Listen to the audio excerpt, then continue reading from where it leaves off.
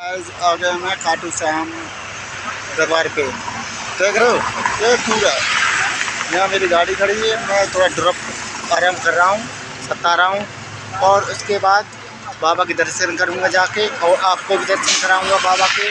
जय श्री श्याम बाबा और सभी को दर्शन कराऊँगा बाबा के। और बाबा ने आज मुझे बुला लिया। बाबा ने कभी मैंने सपने में नहीं सोचा था ऐसा दिन आएगा मेरे ज़िंदगी में। कभी भी मैंने सोचा नहीं बाबा ने मुझे कभी बुलाएंगे और आज ऐसा दिन है। बाबा ने मुझे आज बुला लिया अपने दरबार पे।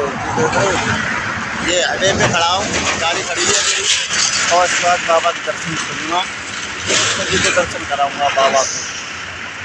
देख सकते हो और सभी को करूँगा दर्शन बाबा के। अब पहुँचने वाला हूँ खाटू श्याम। अब सभी का दर्शन कराऊँ बाबा को और मैं भी दर्शन करूँगा बाबा को। आप सभी करना दर्शन। जय श्री श्याम बाबा।